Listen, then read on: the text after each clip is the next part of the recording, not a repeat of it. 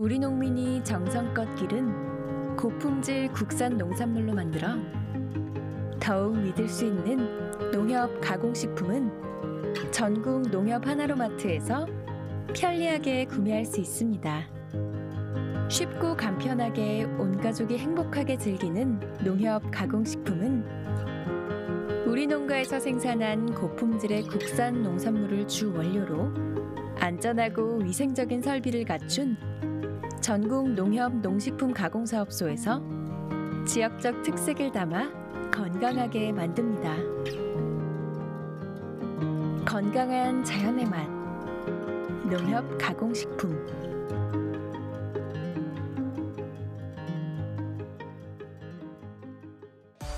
여러분 안녕하십니까? 대한민국 농축산물 시세 정보를 생생하게 전해드리는 생방송 가락동 365 아나운서 나경철, 박혜연입니다. 네, 계절의 여왕이라고 불리는 5월이 시작이 됐습니다. 네. 계절도 계절이지만 5월엔 참 기념일이 많습니다. 그렇습니다. 오늘 5월 1일 노동자의 날부터 시작을 해서요. 다음 주 어린이날, 어버이날, 또 스승의 날, 부부의 날까지 다양한 기념일들이 지금 포진돼 있습니다. 네, 이렇게 좋은 5월에 또 좋은 소식이 하나 있습니다. 바로 5월부터 초중 고교생이는 가정에 농산물 꾸러미가 공급이 되는데요. 학생들에게 신선한 농산물을 공급하고 또 학부모에게는 식비 부담까지 좀 덜어줄 수 있는 게 아닌가 싶네요. 네, 그렇습니다. 코로나19 사태로 중단된 학교 급식에 대한 대책으로 지금 진행되는 사업이라고 볼 수 있겠는데요. 학교 급식을 한 달간 중단하게 되면 이 판로를 찾지 못하는 친환경 농산물이 무려 51개 품목 812톤에 이르는 긴박한 상황이라고 합니다. 이 농산물 꾸러미 지원 사업은 판매에 어려움을 겪는 농가를 돕고 또 급식업체 유통망을 공급 지원센터로 활용할 수 있는 방안으로 마련이 됐습니다. 네, 이번 사업을 통해 평균적으로 학생 1인당 3만 원가량의 꾸러미 구성을 검토하고 있다고 하는데요. 그런데 이 많은 지원금은 또 어디서 나오나 이렇게 걱정하시는 분들도 계실 것 같아요. 네, 맞습니다. 자, 이번 사업은요. 등교를 하지 않은 3월에서 4월까지 2개월분의 무상 급식비가 지출되지 않았기 때문에 이 부분을 좀 활용하는 것이고요. 등교 계약이 이루어지면 농산물 꾸러미 지원 사업은 중단될 예정입니다. 라고 합니다. 네, 이번 조치가 학교 급식 납품 농가 그리고 급식 관련 업체 또 삼시세끼 아이들 반찬 걱정하시던 부모님들에게도 참 반가운 소식이 아닐까 싶은데요. 생산자와 소비자 모두를 위한 좀 좋은 아이디어가 아닌가 이런 생각이 드네요. 네, 그렇습니다. 자, 생방송 가락동 365 오늘 금요일입니다. 생산자와 소비자 모두를 위해서 알찬 정보를 전해드리는 시간인데요. 생산에서 소비까지 유통 전반에 걸친 이야기를 나누는 생생유통백과 시간입니다. 네, 오늘은 제철을 맞은 싱그러운 상생 품목이 준비돼 있습니다. 그 전에 먼저 경매 시황부터 확인해 보도록 하죠.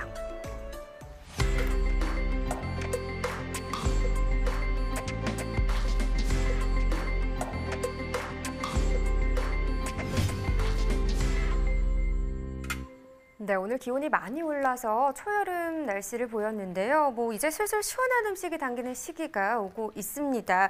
여름에 많이 찾는 품목 위주로 좀 경락가 알아보면 좋을 것 같은데요. 먼저 수박에 대해서 알아보죠. 현재 수도권 쪽으로 반입되는 수박 주로 어디서 출하되는지 이 부분부터 짚어주시죠.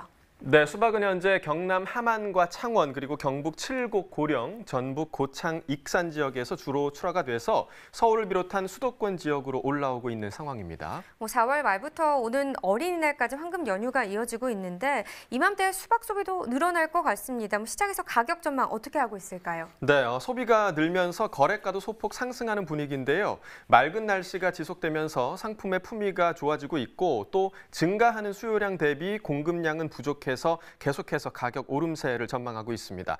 자, 오늘 거래된 농산물 총 반입량과 함께 수박 경락가부터 확인해 보도록 하겠습니다. 자, 먼저 반입량 확인해 보도록 하겠습니다. 과일 775톤, 과일과채 2182톤, 일반 채소 4551톤 들어왔고요. 총 7509톤 반입됐습니다. 자, 전일과 비교해 봤을 때 9톤 정도 증가한 상황입니다. 자, 수박 보겠습니다. 오늘 307.4톤 반입됐고요. 전일 229.1톤 들어왔습니다. 전일보다 물량 78톤 정도 증가한 상황입니다. 수박 10kg 상품 기준 평균가 23,034원에 거래됐고요. 최고가는 27,000원, 최저가 21,000원에 거래됐습니다. 전일 23,000원이 채 되지 않는 가격이었는데 오늘 평균가 23,000원을 넘어선 상황입니다. 전일보다 119원 평균가 상승했습니다. 자, 일주일 동안의 최고가 흐름 함께 보시겠습니다. 큰 변화는 없지만 4월 25일이 27,000원으로 일주일 중에서 가장 낮은 상황이었고요. 이후에 소폭 상승 흐름 보이면서 27일 가격 28,000원까지 올랐습니다. 하지만 이 가격 다시 좀 소폭 하락세 보이면서 27,000원으로 지금 되돌아온 상황입니다. 자, 지난해와 평균가 비교해 보도록 하겠습니다. 점선이 지난해 그래프고요. 실선이 올해 그래프입니다. 자, 보시면 4월 초반대부터 지금 지난주 정도까지는 계속해서 올해 가격이 더 높은 모습 보였는데요. 지금 4월 20일부터 보시면 올해 가격이 하락하는 모습을 보이고 있죠. 그래서 지난주 정도에는 지난해 가격이 더 높은 모습을 보였습니다. 하지만 지난주 이후로 올해 가격 소폭 상승하기 시작하면서 오늘 가격 보시면 23,000원대로 지난해보다 높은 상황입니다. 자, 산지별 가격 비교해 보도록 하겠습니다. 고령군이 최고가 중에서 가장 높은 29,000원에 거래됐고요. 평균가는 나주시가 가장 높습니다. 23,055원에 거래됐습니다. 자, 이어서 참외도 확인해 보도록 하겠습니다. 오늘 319.4톤 반입됐습니다. 전일 296.5톤 들어왔었고요. 전일보다 물량 23톤 정도 증가한 상황입니다. 참외 10kg 상품 기준 평균가 41,096원에 낙찰됐고요. 최고가는 45,000원, 최저가 38,000원이었습니다. 자, 전일과 오늘 모두 평균가 41,000원대에 형성돼 있습니다. 하지만 소폭 하락했죠. 전일보다 634원 평균가 떨어졌습니다. 자, 일주일 동안의 최고가 흐름 함께 보시겠습니다. 자, 4월 25일이 가장 높았고요. 5만 원이었습니다. 자, 이 가격 계속해서 소폭이지만 하락 흐름을 꾸준히 지금 보이고 있는 상황이고요. 오늘 가격 보시면 최고가 45,000원에 형성돼 있습니다. 자, 지난해와 평균가 비교해 보도록 하죠. 점선이 지난해 그래프고요. 실선이 올해 그래프입니다. 자, 보시면 4월 초반대부터 4월 중반대까지는 대체로 지금 지난해 가격이 더 높은 모습을 보이고 있고요. 하지만 4월 16일 이후에 지금 지난해 하락폭이 더 큰 모습을 보실 수 있습니다. 지난주까지의 가격은 올해 가격이 더 높았지만 4월 24일 이후로 지난해 가격 급상승하는 구간을 보이면서 오늘 가격 보시면 41,000원대로 지난해보다는 낮은 상황입니다. 산지별 가격 비교해 보도록 하겠습니다. 역시 성주군이 가장 높습니다. 최고가 64,000원 기록했고요. 평균가 35,089원에 거래됐습니다. 자, 이어서 열무도 보겠습니다. 오늘 121톤 물량 반입됐고요. 어제는 121.4톤 정도 들어왔었습니다. 전일보다 0.3톤 정도 물량 감소한 상황입니다. 열무 4kg 상품 기준 평균가 8,361원에 낙찰됐고요. 최고가는 12,200원, 최저가 6,600원이었습니다. 자, 전일과 오늘 평균가 모두 8,000원대 지금 하락한 모습 보이고 있죠. 전일보다 324원 평균가 하락했습니다. 일주일 동안의 최고가 흐름 함께 보시겠습니다. 자, 4월 25일이 가장 낮았고요. 8,500원이었습니다. 이후부터는 계속해서 꾸준히 좀 상승하는 모습 보이고 있는데요. 4월 27일부터 29일까지는 지금 큰 변화는 없었지만 29일 이틀 전부터 다시 상승세를 보이면서 오늘 최고가 12,000원을 넘어선 상황입니다. 자, 지난해와 평균가 비교해 보도록 하겠습니다. 점선이 지난해 그래프고요. 실선이 올해 그래프입니다. 자, 보시면 지난해 같은 경우 지금 4월 초반대는 지난해보다 올해 가격이 더 낮은 상황이었는데요. 하지만 4월 7일 이후부터 계속해서 올해 가격이 지난해 가격보다 더 높은 모습을 보이고 있습니다. 오늘도 보시면 8,361원으로 지난해보다 높은 상황입니다. 자, 산지별 가격 비교해 보도록 하겠습니다. 구리시가 최고가 평균가 모두 가장 높습니다. 최고가는 12,600원에 거래됐고요. 평균가 7,264원에 거래가 됐습니다. 네, 한동안 열무 시세가 좋지 않았었는데 연휴가 시작되면서 좀 회복세인 모습입니다. 앞으로 좀 계속해서 이 시세가 좀 오름세를 나타낼까요? 어떨까요? 네, 열무의 계절 여름이 다가오면서 열무를 이용한 다양한 요리에 대한 수요가 증가하면서 강보합세가 예상되고 있습니다. 네, 자, 그리고 이제 주요 품목들 경락가를 좀 확인을 해보도록 하겠습니다. 먼저 배추 거래 동향 어떻습니까? 네, 봄 배추의 출하가 시작이 됐는데요. 저장 배추 출하 물량이 줄고 또 수요가 다소 회복됨에 따라 보합세가 전망되는 상황입니다. 네, 무도 또 봐야겠죠. 한동안 무 소비가 되지 않아서 참 걱정이었습니다. 무 거래 동향 좀 어떻게 되고 있나요? 네, 다행히 무 수요가 다소 좀 회복되긴 했습니다. 하지만 겨울 저장무 출하 물량이 증가함에 따라서 공급량이 여전히 많기 때문에 약보합세가 전망됩니다. 자, 그럼 배추부터 경락가를 이어서 살펴보도록 하겠습니다. 자, 배추 반입 물량부터 보시죠. 오늘 269톤 반입됐습니다. 전일 328.6톤 들어왔고요. 전일보다 물량 59톤 정도 감소한 상황입니다. 배추 10kg 상품 기준 평균가 12,385원에 거래됐습니다. 최고가는 15,800원, 최저가 8,900원이었고요. 자, 전일 13,000원대, 자, 오늘은 평균가 12,000원대에 형성돼 있습니다. 전일보다 1,228원 평균가 하락했습니다. 자, 일주일 동안의 최고가 흐름 함께 보시겠습니다. 계속해서 상승세 보이고 있는데요. 4월 25일 12,100원부터 시작해서 오늘까지 계속해서 상승 흐름 보이고 있습니다. 오늘 15,800원까지 최고가 올라 있습니다. 자, 산지별 가격 비교해 보도록 하죠. 진도군이 최고가 평균가 모두 가장 높습니다. 최고가는 18,000원, 평균가 12,800원에 형성돼 있습니다. 자, 이어서 무도 보시죠. 오늘 547.2톤 반입됐고요. 전일 522.3톤이었습니다. 전일보다 물량 25톤 정도 증가한 상황입니다. 무 20kg 상품 기준 평균가 9,755원에 낙찰됐습니다. 최고가는 1,600원, 최저가 8,900원이었고요. 자, 전일 10,000원이 넘는 평균가였는데요. 오늘 9,700원대에 거래됐습니다. 전일보다 381원 평균가 하락했습니다. 자, 일주일 동안의 최고가 흐름 함께 보시면 4월 28일까지는 상승 흐름이 지속됐습니다. 28일 가격 11,800원까지 올랐다가 이 가격 소폭 좀 하락하는 모습 보이면서 오늘 가격 1,600원까지 떨어진 상황입니다. 자, 이어서 양파도 보시죠. 오늘 874톤 물량 들어왔고요. 전일 836톤이었습니다. 전일보다 물량 38톤 정도 증가했습니다. 양파 1kg 상품 기준 평균가 941원에 거래됐고요. 최고가는 1,125원, 최저가 733원이었습니다. 자, 전일 899원이었는데 오늘 평균가 900원을 지금 넘었죠. 전일보다 42원 평균가 상승했습니다. 자, 일주일 동안의 최고가 흐름 함께 보시겠습니다. 4월 25일, 1,000원이 채 안 되는 가격이었죠. 992원의 최고가였는데요. 이후에 계속해서 상승 흐름 보이면서 오늘 최고가 1,125원까지 올라와 있습니다. 산지별 가격 비교해 보도록 하죠. 무안군이 최고가는 가장 높네요. 1,183원에 거래됐고요. 고창군이 평균가 가장 높습니다. 926원에 거래됐습니다.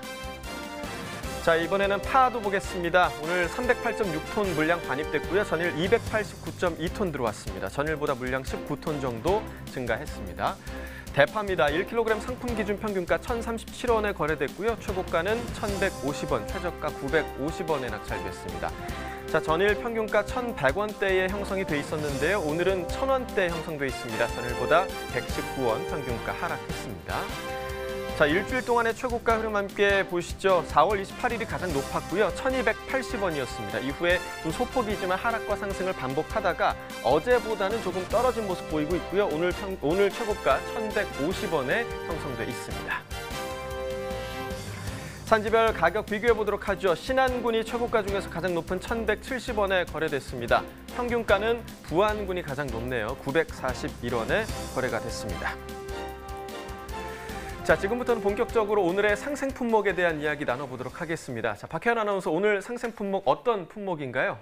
네, 제가 앞서서 잠깐 힌트를 드렸었는데 이렇게 날씨가 더워지면 꼭 생각나는 품목입니다. 바로 아삭하고 시원한 맛을 자랑하는 오이가 그 주인공인데요. 지금부터 오이에 대한 궁금증 바로 풀어보겠습니다.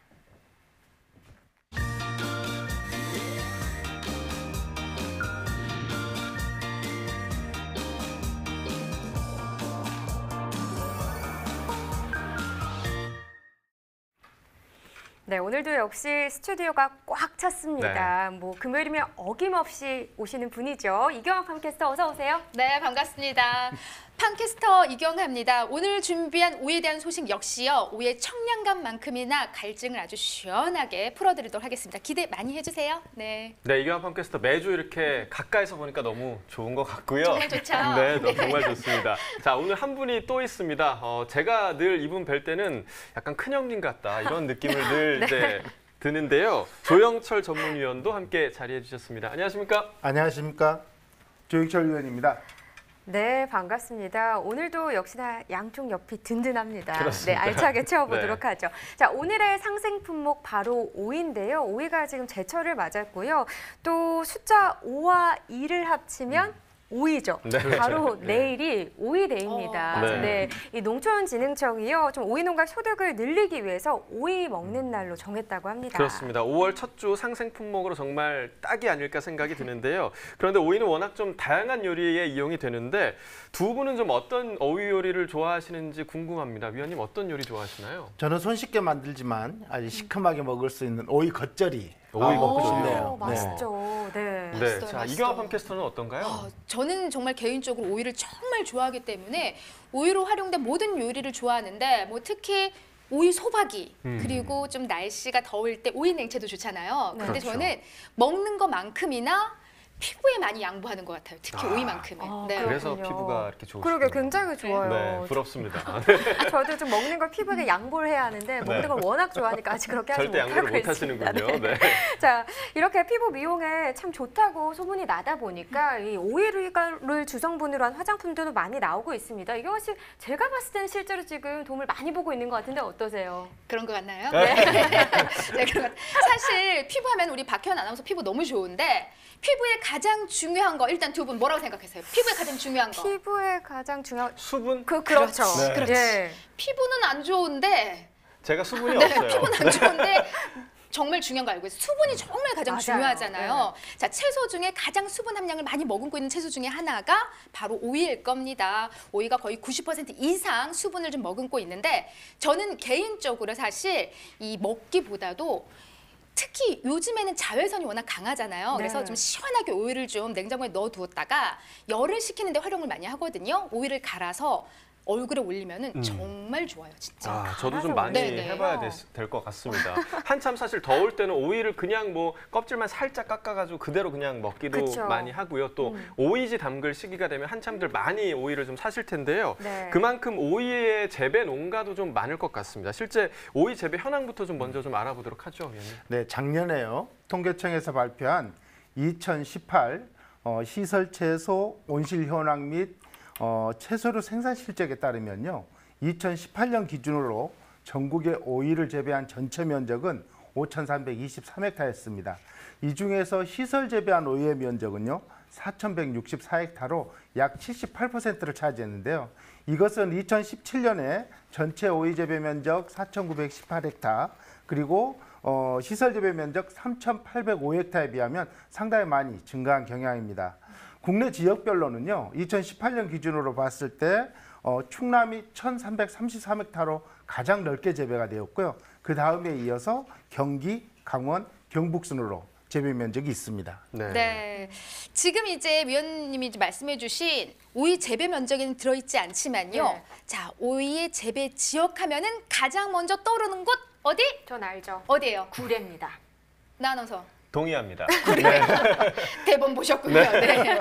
자, 맞습니다. 그래서요. 생방송 가락동 365 팀이 오이 재배 현장에 직접 달려가 봤습니다. 지금요 구례에서요 오이가 아주 주렁주렁 잘 익고 있다고 하거든요. 자, 채국과의 비밀까지 사사 지켜왔다고 하니까 지금 그 현장으로 함께 출발해 보시죠.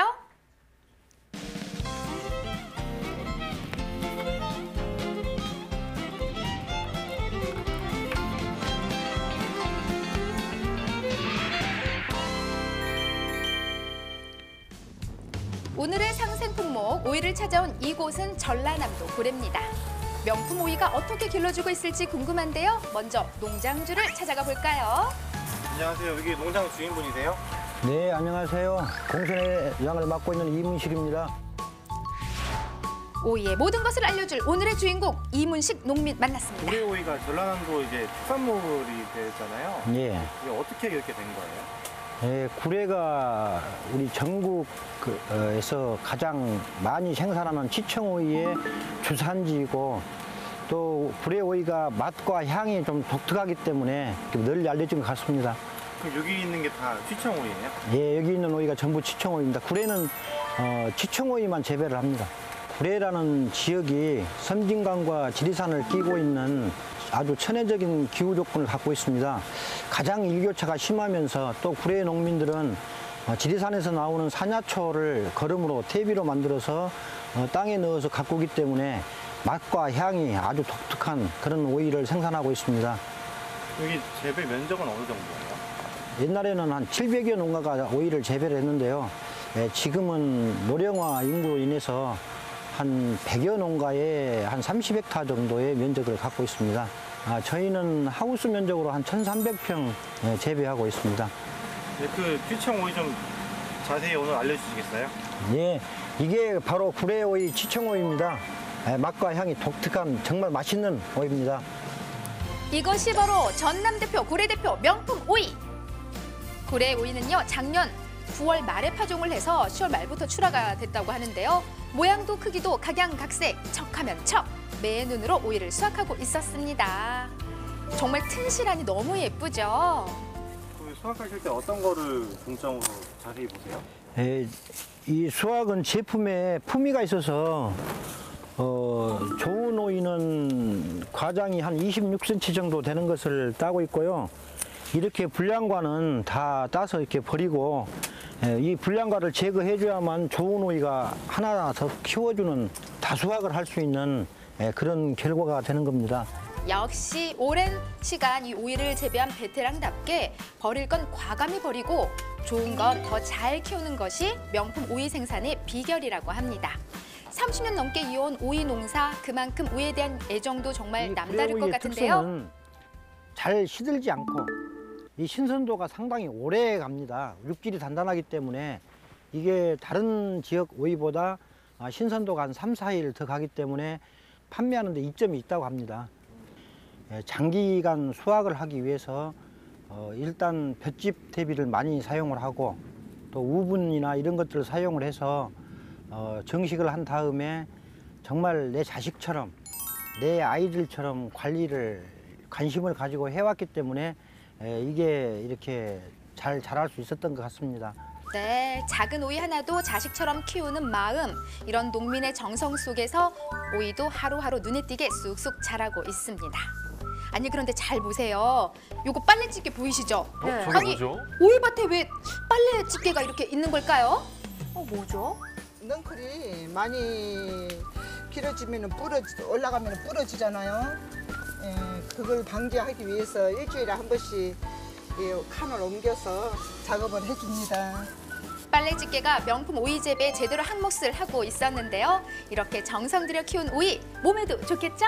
네, 비밀이 저기에 있었네요. 근데 네. 드셔보신 분들이 잘 아시지만은 그 남자분들 그 술 마시면은 수치 해소에도 좋고 그다음에 여자분들은 피부 미용에 피부. 좋고 당산하신 분들 갈증 해소에 좋고. 농민들의 노력으로 맛은 물론이고 우리 건강까지도 든든하게 챙겨주는 오이인데요. 오이를 재배하며 힘든 점도 참 많았다고 하는데요. 오이 이 넝쿨이 강하게 자라지를 못하고 좀 약하게 자라는 경우가 있어가지고 지금 생산량이 전년도보다 한 20% 정도 이렇게 줄어드는 것을 지금 전체적으로 볼 수가 있습니다. 그래서 이렇게 생산량이 줄어든 데다가 코로나19로 인해서 소비가 촉진되지 않아가지고 가격이 많이 하락해서 지금 오이 농사를 짓고 있는 우리 농민들이 상당한 어려움을 겪고 있는 그런 상태입니다. 어려움 속에서도 더 좋은 오이 생산을 위해서 땀 흘리는 농민 덕분에 건강한 명품 오이들이 잘 자라고 있습니다. 갓 수확한 명품 오이들이 모이는 이곳은요, 농산물 산지 유통센터인데요. 이곳에 명품 오이가 되기 위한 비결이 하나 더 숨어 있다고 합니다. 선별과 포장 작업이 한창인 이곳에 도대체 어떤 비결이 숨어 있을까요? 그래서 일하신 지 얼마나 되셨어요? 5년 됐네. 여기 그럼 선별 단계가 어느 정도 몇 단계예요? 4단계 됩니다. 4단계. 빈특, 특, 단특, 상. 이런 식으로. 단계마다 차이 확실히 보이죠? 네, 보이네요. 전 어려울 것 오이를 딱 같은데요. 보면은 이게 김특인지 향인지 다 보이네요. 네네. 어떤 오이든 한눈에 선별이 가능하다고 하는데요. 이게 단특이에요. 이게 단특. 단특. 짧은 거. 세 번째. 이게 단특이고요. 이게 특이고요. 나란히 보니까 확실히 차이가 느껴지죠? 그 특이 쭉쭉 뻗었네요. 좋은 오이를 보면 가시가 선명히 있고요. 가시가 선명하게 있고 여기가 둥글고 여기 앞도 둥글고 여기도 뒤에도 둥글고 가시가 선명했고 곱고 이게 상자 좋은 거예요. 소비자. 이렇게 고수의 눈과 손을 거친 오이들은요, 차곡차곡 상자에 포장이 되는데요. 정말 딱 들어맞습니다. 저는 못할 것 같아요. 저도요. 단장을 마친 오이는요, 굴의 이름으로 출하되고요. 싱싱함 가득 품고 소비자들에게 빠르고 안전하게 출발합니다. 정말 맛있는 오이거든요. 예, 전국의 우리 대한민국 국민들이 좀 많이 드셔주시고 다이어트 식품 또 뭐 향암 효과도 있다고 뭐 이렇게 나왔습니다. 그래서 많이 들어주시고 소비해 주시면 저희들한테 큰 도움이 되지 않을까 생각을 합니다. 사랑과 정성이 가득 담긴 굴의 명품 오이 만나봤습니다. 제철 맞은 오이로 건강하고 산뜻한 밥상 한번 차려보는 건 어떨까요? 5월 2일 오이데이 잊지 마시고 우리 오이 많이 사랑해주세요. 네. 아, 정말 오이가 싱싱하게 열려 있습니다. 특히나 아까 뭐 말씀 중에 보니까 구례오이가 타 지역에서 생산된 오이보다 한 3일에서 4일 정도 더 신선하게 유지가 된다고 하니까 저도 빨리 맛보고 싶고 사보고 싶고 막 이런데요. 아마 시청자분들도 이 구례오이 어디서 살 수 있나 궁금하신 분들 계실 것 같아서 저희가 이렇게 자막으로 준비를 했습니다. 뭐 스마트팜 주소나 또 구매 문의처 여기 전화번호로 전화를 주시면 구례오이를 직접 구매하실 수 있습니다. 네, 많이 구매를 해주시고요. 오늘도 싱싱한 상생 품목이 저희 스튜디오에 함께 출연을 좀 해주셨습니다. 정말 갓 수확한 오이를 저희 한번 맛 한번 볼까요? 네, 오늘 또 날도 더웠는데 정말 맛있을 것 같아요. 갈증 나잖아요. 맛을 보도록 하겠습니다. 먹어보도록 하겠습니다. 오이가 왔어요. 오이가 굴에서 왔어요. 한번 맛 좀 보세요, 정말. 예. 소리 너무 좋아. 제가 지금 갈증이 났었어요. 그래서 말을 하다 보니까 근데 아삭하고 갈증이 바로 해소가 되네요. 저희는 사실 방송 전에 우리 PD님들이 물을 한 통씩 준비를 해주시잖아요. 맞아요. 오늘은 제가 볼 땐 중간중간에 오이 하나씩 먹으면 우리 오늘 안 마셨잖아요. 진짜 좋을 것 같아요. 물 하나도 안 마셨어요. 네. 사실 오늘 진짜 물을 안 찾을 정도로 우리 계속 스튜디오 이제 방송 전에 오이를 계속 먹었는데 근데 그런 분들이 있어요. 이렇게 좀 오이 향 이 청량감이 너무 좋은데 또 오이 못 드시는 분 계시기 때문에 김밥에 들어가 있는 오이도 오이 빼주세요 하신 분들 있잖아요. 있어요. 보통 향을 좀 싫어하시더라고요. 제 동생이요. 제 친동생이 오이를 너무 싫어해서 김밥에 오이 무조건 빼먹습니다.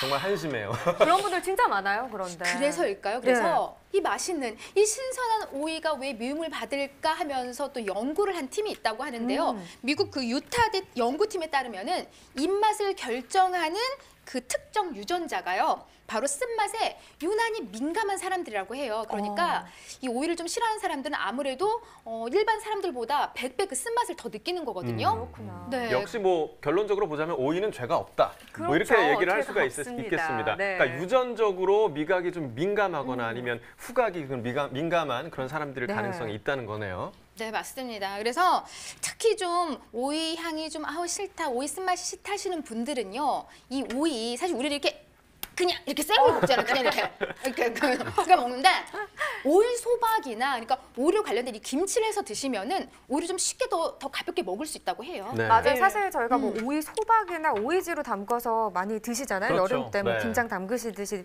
드시는데 한번 만들어 두면 사실 가을까지 반찬 걱정이 없어요. 맞습니다. 맞습니다.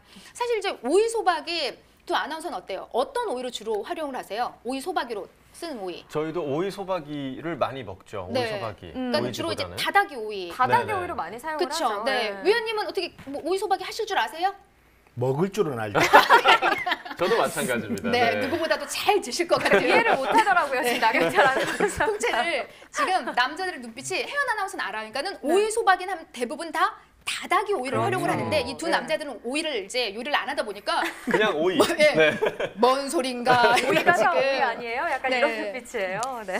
오늘만큼 사실 굴의 그 우리 농민 보셨죠? 오이 농장에 계신 분들 얼마나 힘들게 구슬땀으로 오이를 좀 재배하고 계세요. 그래서 서울에 계신 분들한테 이렇게 좀 당부의 말씀을 꼭 좀 전해달라고 하셨는데 오이 소박이 특히 이 취청 오이로 담가도 정말 맛이 좋거든요. 그러니까 다다기만 찾지 마시고 취청으로도 오이 소박이 꼭 담가주세요. 우리 취청 좀 많이 사랑해주세요라고 꼭 전해달라고 당부의 말씀을 해주셨습니다. 저는 뭐 이제 이해를 했습니다. 취청 오이, 다다기 오이 두 종류 다 담가서 주셔도 좋고요. 특히나 오늘에 저희가 보여드렸듯이 취청 오이를 좀 많이 담가 드시는 것도 좋을 것 같습니다.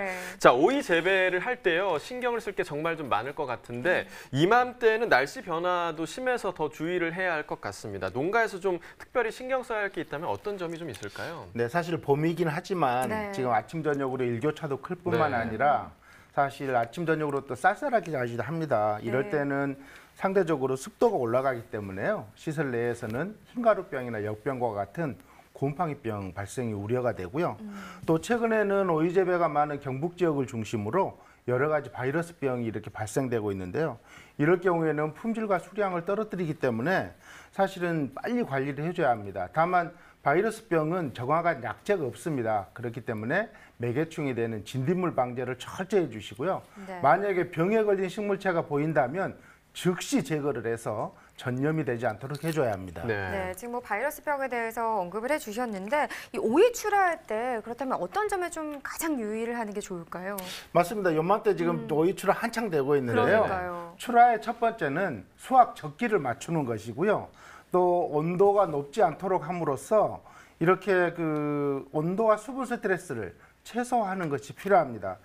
또 이맘때 출하한 오이의 경우에는 자연스럽게 고온기가 아니기 때문에 좋기는 하지만 반대로 저장할 때는 좋은 피해를 받지 않도록 저장 온도는 10에서 13도 그리고 상대 습도는 90 내지 95%를 유지하는 것이 중요하고요.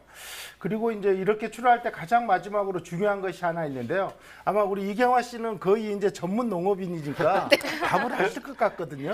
사실 제가 돈만 있으면 밭까지 사면은 그냥 바로 그냥 반 농사꾼이 아니고 완전한 농사꾼일 텐데 가장 중요한 거는 제가 이제 가락동에서 항상 반복하는 이야기죠. 첫 번째도 선별, 두 번째도 선별. 네. 그렇죠. 그렇습니다. 저희가 이 방송에서 항상 자주 그리고 반복적으로 강조해서 말씀드리는데요. 실제로 출하의 가장 중요한 단계 중에 하나는 마지막에 선별 작업입니다. 특히 상처 입은 과나 아니면 유통하기에 적합지 않은 그런 비상품과는 반드시 구분을 해서 선별을 해주셔야 하고요.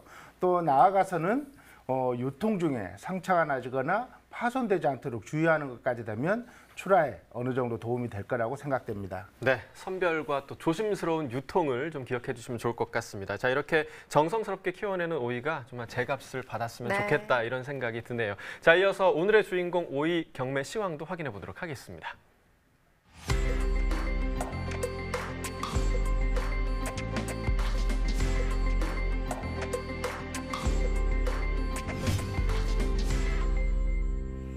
네, 오이 경락가 바로 확인해 보겠습니다. 오이 오늘 705.5톤 반입됐습니다. 어제 들어온 물량 622.1톤이었고요. 전일보다 물량 차이 한 83톤 정도 나는 상황입니다. 네, 백다다기 오이 100개 상품 기준 평균가 23,543원, 최고가 25,000원, 최저가는 23,000원에 낙찰됐고요. 네, 전일 26,000원대 시세를 형성했었는데 오늘 23,000원대로 하락 흐름 보였습니다. 2,529원 떨어졌고요. 오늘 평균가 23,543원이 되겠습니다. 자, 최근 일주일 동안의 최고가 흐름 보시죠. 28일 36,000원까지 시세가 나왔습니다. 이 기간 중 가장 높은 가격이었는데요. 그런데 28일 기점부터 5월 1일 오늘까지 계속해서 하락세입니다. 오늘 가격은 25,000원을 기록했네요. 네, 계속해서 전년도와 비교해보죠. 30일 기준 평균가 흐름입니다. 점선이 지난해 그래프, 실선이 올해 그래프인데요. 지금 보시면 4월 2일부터 13일 전까지만 해도 올해 시세가 더 높게 형성이 됐었습니다. 그러나 중간에 13일 때 그리고 4월 20일 때 반짝 지난해 시세가 더 높게 형성이 되기도 했는데요. 보시면 지난해보다 올해 약간의 변동폭이 더 있는 상황이었습니다. 그러면서 4월 20일 때 다시 올해 시세 상승하는 흐름 나타내면서 지난해보다 높게 형성이 됐었는데요. 지금 24일 기점으로 올해 시세 약간이지만 계속해서 떨어지고 있고 지난해 이맘때는 급상승하는 모습이 있었습니다. 그러면서 오늘 같은 경우는 간격이 벌어졌고요. 올해 시세가 더 낮은 상황입니다. 네, 산지별로 보겠습니다. 백다다기 오이 충남 천안시가 22,247원에 거래가 됐습니다. 네, 경북 상주시는 21,962원에 낙찰됐고요. 경기 안성시 18,255원을 나타냈습니다. 자, 전체적으로 보도록 하죠. 상주시, 안성시가 33,000원, 최고가 중에서 가장 높은 가격이고요. 평균가는 천안시가 가장 높았네요. 22,247원에 거래됐습니다. 자, 계속해서 노가오이도 보겠습니다. 15kg 상품 기준이고요. 평균가 21,500원, 최고가, 최저가 모두 같은 가격을 형성했습니다. 일주일 동안의 최고가 흐름 보시죠. 4월 25일 2만 원, 하지만 27일 기점으로 상승하면서 28일 24,000원대를 형성을 했습니다. 하지만 그 이후에 하락 흐름을 나타냈다가요. 지금 전일과 오늘 가격 계속해서 같게 유지가 되고 있는데요. 오늘 가격은 21,500원입니다. 네, 전년도와 비교해봐야겠죠. 30일 기준 평균가입니다. 지난해 이맘때 가장 높았던 가격 21,000원대였는데 올해 시세를 지금 보시면 이 기간 중 가장 높았던 가격은 지난해와 비슷하긴 합니다. 하지만 시점이 조금 다를 뿐이고요. 지금 4월 22일 때는 17,000원대를 형성을 하면서 지난해보다 낮게 형성이 됐었습니다. 그러나 뒤로 가시면 24일 때 지난해 시세는 하락했다 상승하는 흐름이었는데 올해 같은 경우 전반적으로 이 시기에 상승하는 흐름이 있었습니다. 그러면서 소폭이긴 하지만 오늘도 지난해보다 올해 시세가 조금 더 높게 형성되고 있습니다. 네, 역시나 산지별로 보겠습니다. 충남 부역은 18,311원에 거래됐습니다. 자, 다음은 시청호입니다. 50개 상품 기준 평균가 11,295원, 최고가 13,000원, 최저가는 9,500원에 거래가 됐네요. 자, 오늘 11,295원인데 전일보다 평균가 하락했습니다. 2,161원 하락한 가격이 되겠고요. 일주일 동안의 상황 보죠. 4월 28일 17,000원이었습니다. 지금 노가고이, 취청호, 백다닥이 모두 28일째가 이 기간 중 가장 높은 가격을 형성을 했는데요. 지금 취청호이 같은 경우 28일 17,000원을 기록을 했었습니다. 하지만 그 이후부터 계속해서 역시나 하락 흐름 보여주고 있고요. 오늘은 13,000원대까지 하락세 보였습니다. 네, 전년도 30일 기준으로 또 평균가를 비교해 보겠습니다. 점선이 지난해 그래프, 실선이 올해 그래프인데 지금 취청호이 같은 경우 지난해보다 올해 시세가 계속해서 낮게 형성이 되고 있습니다. 지금 4월 2일 이 기간 중 가장 높은 가격이긴 했지만 17,000원대, 지난해보다 역시 낮게 형성이 됐고요. 그 이후에도 보시다시피 오늘 가격 11,295원 나타내면서 지난해보다 낮게 기록되고 있습니다. 네, 취청호입니다. 전남 구례군 9,623원에 거래됐고요. 네, 전북 남원시는 8,682원에 낙찰됐습니다. 충북 진천군은 7,868원에 거래됐네요.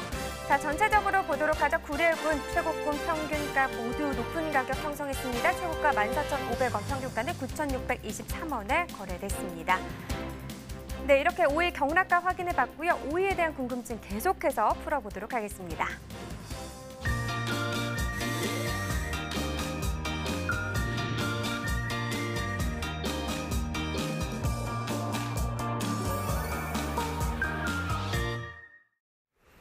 네, 최근 오이 재배 기술과 관련해서 좀 좋은 소식이 있다고 저희가 들었는데요. 경상북도 농업기술원에서 식물 바이러스 진단 키트를 개발했다고 하는데 어떤 건지 좀 설명을 해주시죠.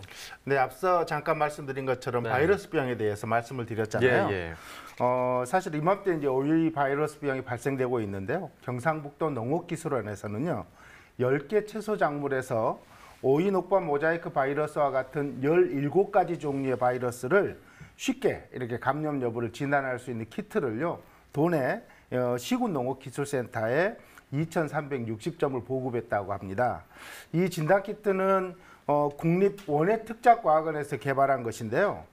조사하고자 하는 식물의 지백을 3방울이나 4방울을 이 진단 키트에 이렇게 떨어뜨리게 되면요, 진단 키트 내에서 식물 바이러스 특이 항원 반응을 일으켜서 불과 2분 안에 바이러스의 감염 여부를 정확하게 할 수 있다고 합니다. 이렇게 돼서 이 진단 키트를 사용하게 되면요, 네. 바이러스병의 예방은 물론일 뿐만 아니라 농가 손실을 크게 줄일 것으로 기대가 됩니다. 지금 뭐 오이도 사실 종류가 참 많잖아요. 매년 또 새로운 품종을 개발하기 위해서 힘을 쓰고 있는데 좀 주목할 만한 신품종이 또 있을까요? 실제로 방송 중에도 몇 가지 오이 품종들이 네. 언급이 됐었잖아요. 네. 오이의 품종은 초기에 분화된 지역이나 또는 재배 방법에 따라서 여러 가지 품종이 재배되고 있고, 특히 재배 양식에 따라서는요, 좋은 신장성이나 저온의 착과성, 그리고 초세나 마디성, 또 병저항성 같은 여러 가지를 감안해서 이렇게 농가에서는 재배 양식에 맞는 품종을 선별해서 재배해야 됩니다.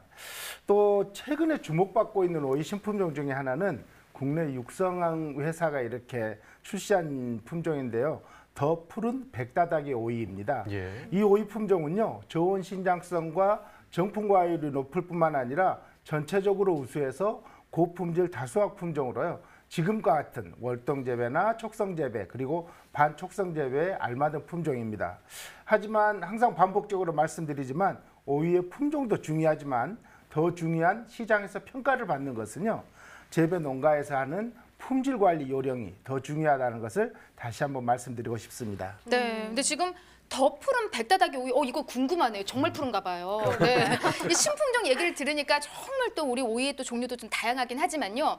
또 늙으면 늙을수록 또 좋은 그 늙은 오이, 노각 있잖아요. 노각. 네. 예. 노각도 우리 몸에 정말 좋죠. 그렇습니다. 이 젊은 사람들이 잘 모를 수도 있는데요. 늙은 오이라고 하는 노각은요. 오이를 수확하지 않고 약 30일 정도 방치했다가 늦게 수확한 건데요. 초록 오이보다도 두세 배 정도 크기도 크고 또 통통한 그런 특성을 가지면서 표면이 가시가 없이 매끄러운 것이 그런 특징이 있습니다. 노각이 갖는 장점은요. 수분과 섬유소 함량이 많기 때문에 갈증 해소뿐만 아니라 피로 회복에 도움을 줄 수 있는데요.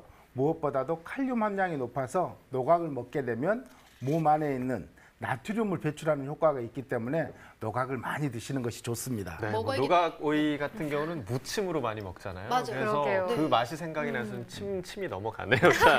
자, 요즘 뭐 대부분의 농산물들이 소포장을 하는 게 인기인데요. 오이 같은 경우도 포장 단위에 좀 변화가 생겼나요? 어땠나요? 그렇습니다. 중요한 거 말씀해 주셨는데요. 현재 서울 가락동 농수산물 도매시장에서는요. 백다다기 오이의 경우에 거래 단위로 한 상자당 100개들이를 이렇게 보통 하는 것이 주류인데요. 최근 몇 년 사이에는 이것을 100개가 아닌 50개 단위로 바꾸려는 시도가 있기는 하지만 아직까지도 거래 물량의 약 70% 정도는 100개들이로 거래되는 것이 이 상황입니다.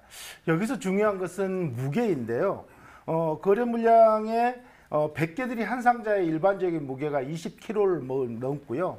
만물 오이의 경우에는 더 무거워서 27kg나 28kg까지 나가기도 합니다. 이것은 먼저 소포장화를 원하는 소비자의 그런 요구에도 반할 뿐만 아니라 고령화가 날로 심화되고 있는 현재의 네. 경우에는 산지에서 감당하기 어려운 무게라고도 볼 수 있습니다. 그렇습니다. 뭐 고령 농민들에게는 100개들이 오이 상자가 버거울 수밖에 없을 그렇죠. 것 같아요. 네. 제가 들어도 무거울 네. 것 같거든요. 또 요즘은 소비자분들이 또 소포장을 많이 선호를 하시니까 네. 이 소포장화하려는 노력이 꾸준히 필요할 것 같은데요. 근데 좀 산지에서 이 부분에 대해서 어떤 의견들이 있는지도 궁금하네요. 네, 이게 쉽게 되지 않는다면 되지 네. 않는 이유가 있습니다. 산지 입장에서는요, 늘어나는 포장 비용을 메꿀 정도의 경량값이 이렇게 형성되는 것을 바라고 이대한 지원을 요구하고 있는데요. 소포장화를 하기 위한 농가에서는 인센티브가 필요한데요. 특히 포장재 값을 이렇게 정부나 지방자치단체가 지원하는 것이 좋겠다, 또는 보조를 좀 부담해 주십시오, 이러한 의견이 있고요. 또 관건은 경량값으로 볼 수 있는데요.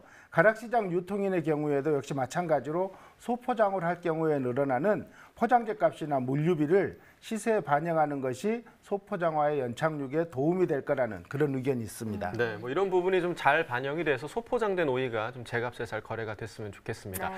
자, 이 오이를 어떻게 하면 더 맛있게 먹을까 궁금해하실 텐데요. 그 답을 드릴 분들이 좀 기다리고 있습니다. 가락동 365에서만 만날 수 있는 농촌의 맛, 지금 바로 시작합니다.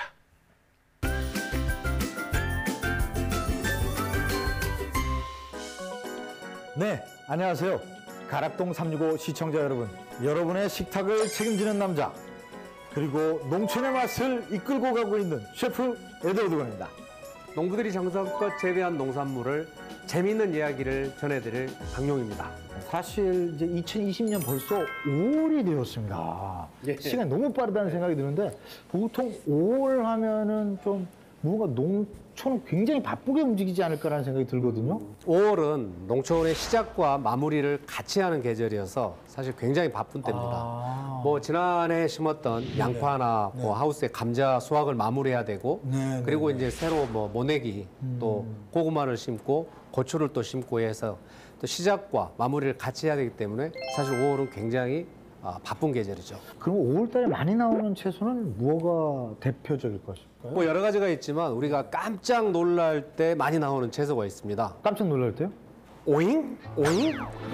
이거 어떡하죠? 아이고. 저도 안 하는 개그인데. 네. 얼었네요. 시청자 여러분, 진심으로 사과의 말씀을 드리겠습니다. 네, 사과 아니, 받아드리겠습니다. 오이 뭐예요, 위원장님, 진짜. 그럼 오이라는 거잖아요, 오이. 그러면 지금부터 오이 요리 소개해드리도록 하겠습니다. 채널 고정하세요. 오늘 두 가지 요리를 준비를 했는데요. 하나는 좀 지중해식 요리로 제가 보여드릴 거고요. 또 하나는 우리네 식탁에 올라갈 수 있는 한국적인 요리로 보여드리도록 하겠습니다.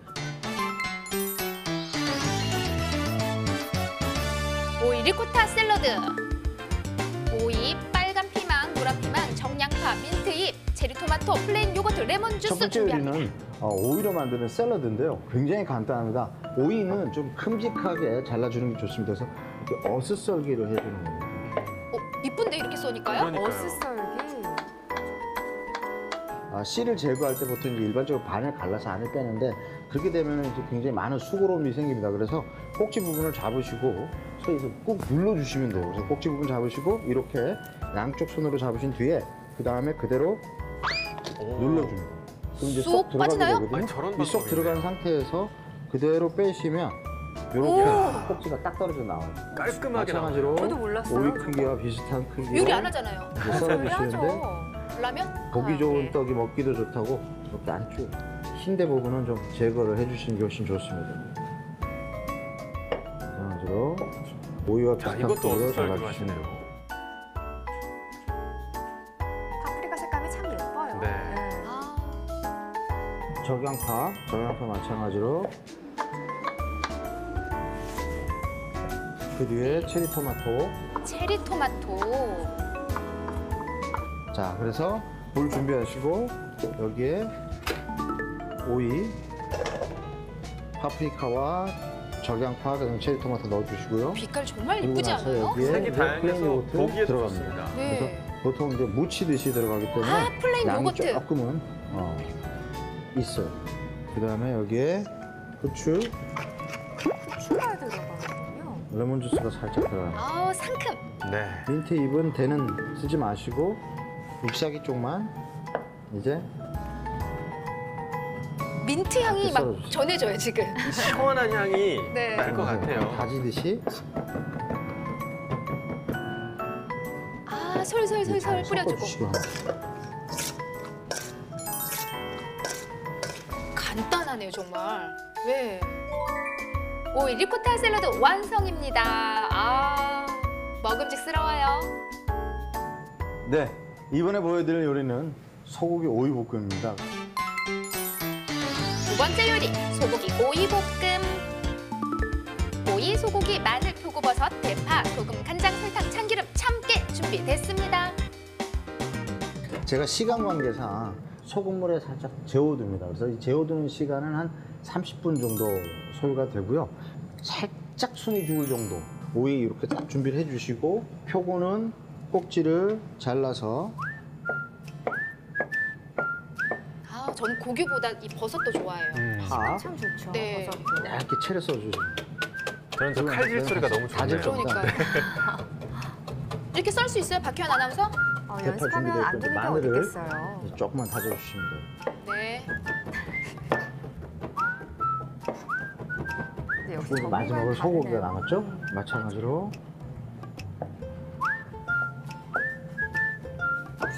이제 이렇게 되면 요리의 밑작업은 끝난 겁니다. 그래서 불 달궈주시고요. 후라이팬 올리셔서 중불 정도의 예열이 된 뒤에 식용유 둘러주시고요. 여기에 다진 파와 다진 마늘 색이 나지 않도록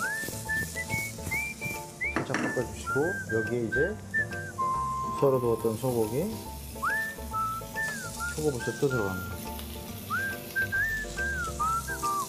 고기 향을 싹 이렇게 잡아줘요. 그러니까 여기 고기의 썰어놓으신 느끼한 오이. 걸 마늘이. 오이 등장. 집에서도 간단히 할 수 양념과 있을 것 마찬가지로 같아요. 쉽죠? 간장, 연기가 네, 좀 설탕으로. 간장 설탕으로 간을 해주니까 대충 지금 어떤 맛인지는 상상이 좀 됩니다. 간장. 네, 그렇죠. 아, 향이 여기까지 전해지네요. 네. 정말 볶은 참깨. 맛있겠네요. 기호에 따라서는 참기름이나 들기름을 살짝 돌려주셔서 그릇에 담아내시면 됩니다. 들기름 좋아요, 들기름. 그러니까 향이 너무 좋잖아요. 저거 하나만 있으면 밥 그냥 톡탁 하겠네요. 밥 한 공기. 밥도둑? 네. 두 공기 가죠. 네. 아, 너무 이쁘네요. 그 옆에 오이 리코타 샐러드까지. 저는 가장 부러운 분이 생겼어요. 이거 시식하는 분. 우리 강용님. 네. 저는 제가 두 가지를 준비를 했습니다, 위원장님. 근데 좋아하실지 모르겠습니다. 하나는 굉장히 좀 생소한 요리실 수도 있는데요. 서양 요리, 이 지중해식 요리라고 하는데요. 한번 드셔보시죠. 제가 네. 지중해식 네, 이런 입에 맞을지 모르겠습니다. 사실 그게 제일 걱정됩니다. 이게 여자들이 되게 좋아할 맛은 이라고 생각을 상큼할 것 하는데. 같은데 어때요? 네. 상큼한 오이에 약간 시큼한 요구르트가 감싸고 있는 네네. 시큼과 상큼이 어우러진 것이 원래 오이가요. 영국의 빅토리아 여왕 때 이 부의 상징이었어요. 아 진짜요? 네, 그래가지고 귀한 사람일수록 높은 사람일수록 오이를 이렇게 많이 이렇게 줬는데 이걸 딱 먹고 나서 내가 무슨 느끼냐면 왕의 요리를 먹은 느낌이에요. 빅토리아 여왕이 된 것 같지는 않으시고 여왕의 남편. 여왕의. 그럼 이 요리는 이제 한국적 요리인데요. 딱 봐도 한국이네요. 네, 이 요리가 한식 조리 기능사 시험에 나옵니다. 여기에 빨간 실고추만 들어가면 끝나거든요, 사실은.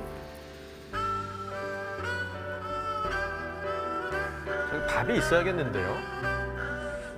그냥 먹기에는 좀. 네. 이거는 이미 맛있어요. 이 리액션이 굉장히 다르거든요, 여러분. 이 서양 요리를 주로 하고 있는 셰프로서 상당히 지금 충격적입니다. 마음의 소리가 튀어나왔습니다. 지금 드시고 나서 제가 딱 느낀 게 밥을 원하시는 것 같아서 제가 역시 또 밥이 등장하는군요. 나와줘야죠. 네.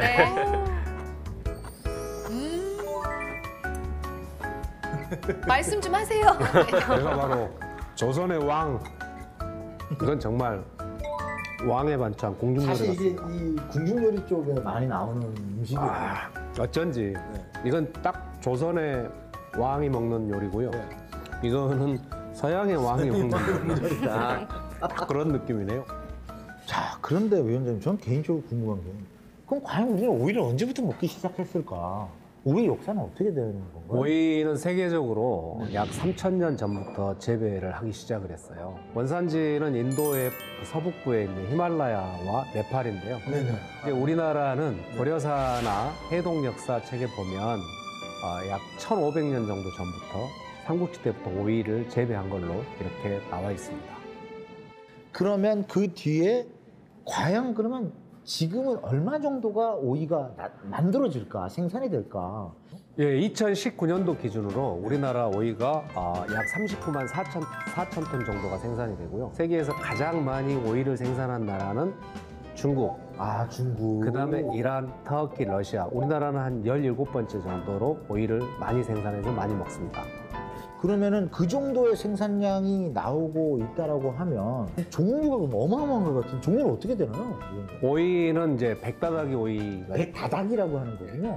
그다음에 취청오이, 가시오이가 우리나라에 생산된 오이의 약 90%인데 전체적으로 백다다기 오이가 한 58% 정도, 가시오이가 한 24%, 그다음에 취청오이가 14% 정도가 우리가 이제 공판장에서 팔리는 그런 정도의 비율인데 가시오이 같은 경우는 주로 경상도 쪽에서 많이 먹기 때문에 도매시장 전체의 어떤 물량이라고 하기에는 약간 부족한 부분이 있죠. 우리나라 한 17위 정도 된다라고 말씀을 하셨잖아요. 수출은 어떻게 되고 있을까라는 생각. 수출은 오이는 작년 기준으로 했을 때 재작년보다 약 한 12% 정도 감소한 양인데 이렇게 신선 농산물로 수출된 것보다 초산 조제, 그러니까 피크링 그렇게 해서 그 수출하는 게 한 61% 정도 되는데 이게 이제 주로 미국이나 베트남, 홍콩 쪽으로 많이 가고요. 그 다음에 작년도에 88톤 정도는 이렇게 생물로 이렇게 수출을 했는데 주로 일본이나 홍콩, 러시아 이런 데로 수출을 하고 있습니다. 앞으로 향후 전망은 어떻게 될 것 같으세요? 또 오이가 재배하는데 그 기름도 많이 들어가지만 또 노동력이나 또 이게 기술이 많이 필요한 거기 때문에 단시간 내에 생산자가 갑자기 확 늘어날 수는 없기 때문에 지금 정도 양이 꾸준하게 유지가 되지 않을까. 다음 주에는 또 다른 식재료로 여러분들을 찾아뵙도록 하겠습니다. 진심으로 감사드립니다. 농촌의 맛.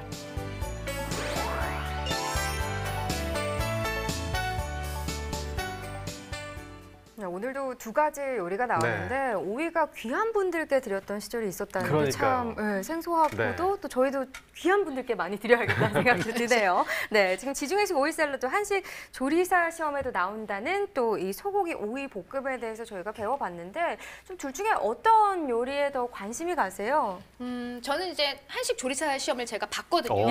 예. 실기만 합격했어요. 근데, 필기만. 네, 실기 떨어지고. 근데 한식에서 그 소고기 오이볶음 또 나름 귀한 요리거든요. 근데 보시는 것처럼 정말 간단한데 저는 이게 더 마음에 또 끌리더라고요. 네. 저는 뭐 저와 어울리는 지중해식으로 선택을 한번 해보도록 하겠습니다. 그렇군요. 위원님은 어떠신가요? 또 방송 시간인지라 이 쇠고기 오이볶음이 은근 그렇죠. 땡기네요. 지금 시간에. 그렇죠. 네, 뭐 한식이든 지중해식이든 오이를 좀 신선하게 먹는 게 가장 좀 중요하지 않을까 생각이 되는데요. 이경아 팜캐스터, 오이는 어떻게 보관해야 신선도가 좀 오래 유지가 될까요? 비밀인가요? 팜캐스터 이경아가 보관법 들어갑니다. 이 오이가 보시면요, 잘 봐요. 이 오이가 사실 저온하고 물기에 굉장히 약한 채소예요. 그래서 이거를 물기를 제거를 하시고 집에 있는 이 키친타올로 이렇게 잘 싼 다음에요. 그리고 집에 있는 비닐로 이렇게 밀봉을 하시는데 가장 중요한 건요, 보세요. 꼭지가 어딜 향해 있어요? 위로 향해 있네요. 위로 향해 있죠. 이게 가장 중요해요. 그러니까 얘가 달려있는 상태 그대로 이렇게 꼭지가 위로 향해서 좀 냉장 보관을 한다면은 더 신선하게 오래오래 두고 먹을 수 있다고 하고요. 거기서 좀 아이고 나는 귀찮아서 이걸 못하겠다 해서 오이가 많이 남았다 하신다면요. 오이를 그냥 이렇게 남는 거 이렇게 붙이시면 돼요. 이렇게 남는 거 이렇게 활용 붙이실래요? 잘 어울리네요. 네. 그런 거 계속 끝까지 말씀하시죠. 정말 좋은데? 그러니까 어떻게 보면은 좀 보관해 두는 것도 자라는 동안의 그 모습과 같게 지금 보관을 해야 된다는 것 같네요. 좀 좋은 방법인 거고 저는 항상 사실 눕혀서 보관을 했었거든요. 잘못된 방법이었던 것 같네요. 활용해보도록 하겠습니다. 세워서 꼭지를 위로 세워서 보관하는 게 중요합니다, 여러분. 자, 이렇게 보관법까지 확인을 해봤는데 위원님 최근 좀 오이와 관련한 이슈들이 있다면 어떤 게 또 있을까요? 그렇습니다. 사실 이제 꼭 오이뿐만 아니라 최근 코로나19 바이러스 발생으로 인해서요. 이맘때 생산되는 과체류를 포함한 농산물 모두의 소비가 되지 않고 있어서 사실 농가에서는 굉장히 깊은 시름을 갖고 있는데요. 특별히 오이는 이 급식에 많이 사용되는 채소로서 사회적 거리 유지에 이런 영향을 받아서 급격하게 소비가 줄어들고 있는 것도 역시 굉장히 커다란 이슈가 되기 때문에 소비가 잘 되도록 많은 관심을 가져주는 것이 필요하고요. 또 재배적으로는 한 가지 좀 중요한 것이 지금 요맘때 육묘하는 농가들이 있습니다. 그런데 이제 일교차가 크고 저온이 계속되기 때문에 생육지연이나 병 발생 등 이런 저온 피해가 일어날 수 있기 때문에요. 온도 관리를 포함하는 시설 관리와 그리고 생육 관리에 각별히 주의를 해주시는 것도 중요합니다. 네, 자 5월에는 뭐 급식이 다시 시작될 수도 있다라는 얘기도 지금 나오고 있고요. 다양한 대책들이 나오고 있으니까요. 오이 농가에서 좀 힘을 내셨으면 좋겠습니다. 네, 이렇게 오이 얘기를 나눠봤는데요. 뭐 구례군 오이 참 유명하기도 하고 싱싱하잖아요. 지금 저희가 맛도 봤지만 뭐 소박이로 담그셔도 되고 생오이로 드셔도 되고 이렇게 맛있는 오이 드시고 싶다 하시는 분들 아래 주소 나가고 있습니다. 많이 구매해 주시면 농민분들에게 많은 도움이 되니까요. 건강도 챙기시고 맛도 한번 챙겨보시면 좋을 것 같네요. 네, 자 한 가지 소식을 좀 더 전해드리도록 하겠습니다. 농림축산식품부와 한국농어촌공사가 추진하는 농지은행의 대표 사업이죠. 농지연금이요. 고령농의 노후생활 안전판 역할을 톡톡히 하고 있다는 소식이 있습니다. 네, 농지연금은 농민이 소유한 농지를 담보로 매월 연금 방식으로 생활자금을 받는 건데요. 2011년 도입된 후 지난해까지 누적 가입 건수가 14건을 넘길 정도로 호응을 얻고 있습니다. 네, 농지연금은 농민의 기초자산인 농지를 담보로 한다는 것 외에도 연금 지급 방식이 다양하다는 특징이 있는데요. 지급 방식은 종신형과 기간형 가운데 선택할 수 있다고 하죠. 네, 종신형은 살아있는 동안 매월 지급받는 방식이고 기간형은 일정 기간에만 매월 지급받는 형태인데요. 그런데 우리 부모님들 뭐 딱만큼은 자식에게 물려줘야 한다는 인식이 강하다 보니까 사실 선뜻 가입하지 못하는 분들이 많다고 합니다. 네, 맞아요. 평생 농사 짓느라고 본인들을 위해서 뭔가 준비를 좀 못 하셨잖아요. 네. 근데 곧 어버이날인데 부모님이 직접 하기보다는 자식들을 먼저 노후 대책으로 넌지시 좀 이렇게 좀 들어주셨으면 좋을 것 같아요. 네, 좋은 네. 방법일 것 같습니다. 네. 특히 올 한 해 예산이요, 지난해보다 13.8%나 늘어났다고 하니까 고령농이라면 가입을 적극 좀 검토해 보시는 것도 좋을 것 같습니다. 네. 자, 오늘도 열심히 달리다 보니까요. 네. 어느덧 마칠 시간이 다 돼서 그렇습니다. 정말 아쉽습니다. 네. 오늘 함께 네. 해주신 두 분 정말 감사해요. 네. 네, 고맙습니다. 고맙습니다. 네. 자, 저희는 다음 주 월요일에요, 대파와 배 그리고 돼지고기 관련 정보로 다시 찾아뵙도록 하겠습니다. 자, 이번 주도 저희 가락동 365와 함께해 주셔서 감사하고요. 저희는 다음 주 월요일 7시에 다시 찾아뵙도록 하겠습니다. 고맙습니다.